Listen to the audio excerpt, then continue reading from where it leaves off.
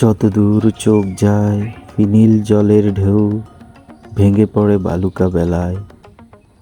এই মাটি ভালোবেসে সমুদ্রে যেন এসে তরঙ্গে কার হৃদয় মেলায়।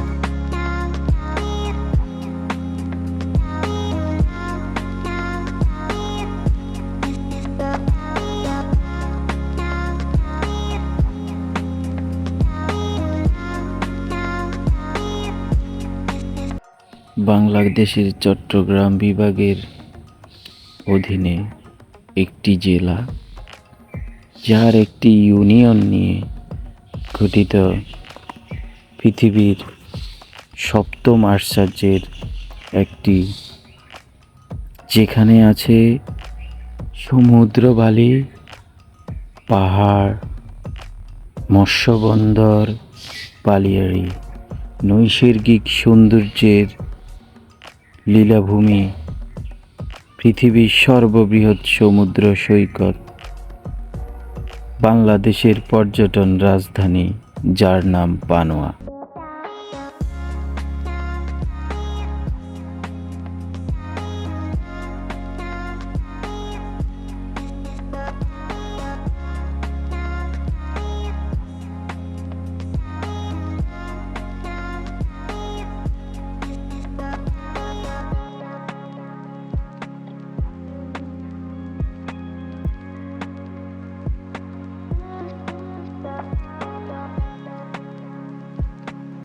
একসময় এটি পানোয়া নামেই পরিচিত ছিল।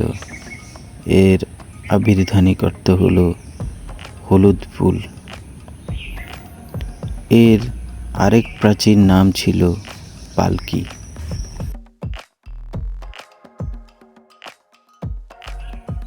পালকি থেকে পানোয়া, পানোয়া থেকে নৈসর্গিক সৌন্দর্যের লীলাভূমি কক্সবাজার নামকরণ করা হয়।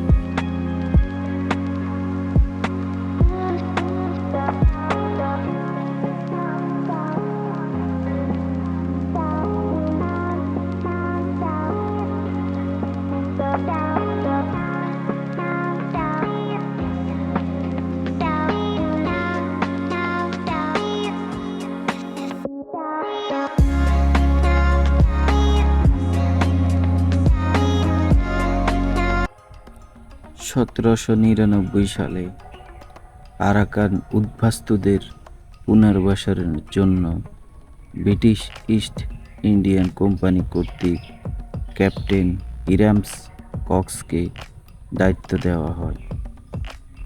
তিনি তখন সেখানে একটি বাজার প্রতিষ্ঠা করেন এবং তার নামের অনুসারে এটির নামকরণ করা হয় কক্সবাজার।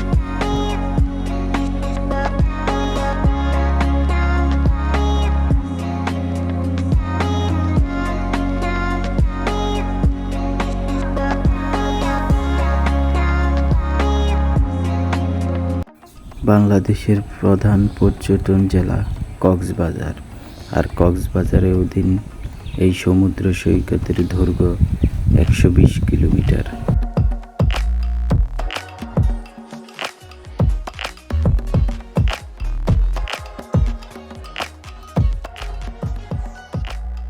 এখানে রয়েছে ঝিনুক মুক্তার খেলা,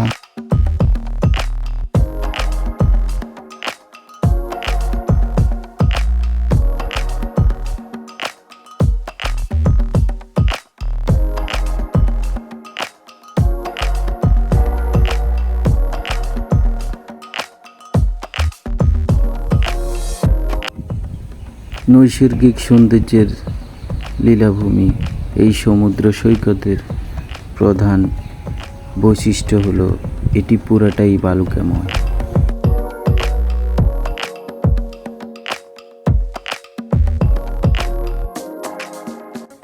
পাহাড় সমুদ্রের মাঝের এই জায়গায় রয়েছে সূর্য উদয় আর সূর্য অস্তের সেই মুগ্ধতার দৃশ্য, যেখানে রয়েছে হিমেল হাওয়া,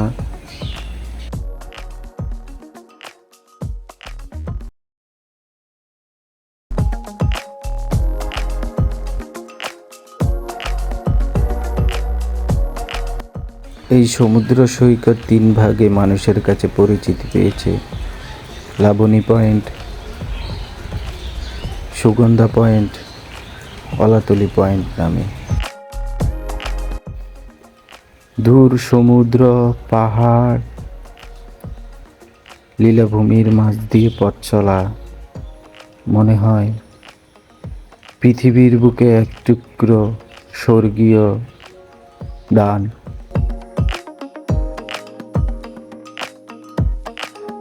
সবার প্রতি অনুরোধ রইল নৈসর্গিক সৌন্দর্যের লীলাভূমি দীর্ঘতম সমুদ্র সৈকতে কক্সবাজারে ঘুরে আসার।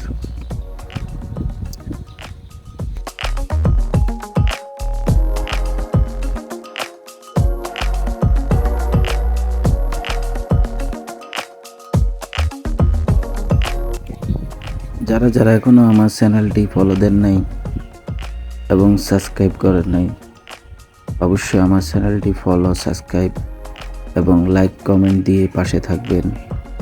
বাই বাই, টেক কেয়ার, আল্লাহ হাফেজ, আসসালামু আলাইকুম।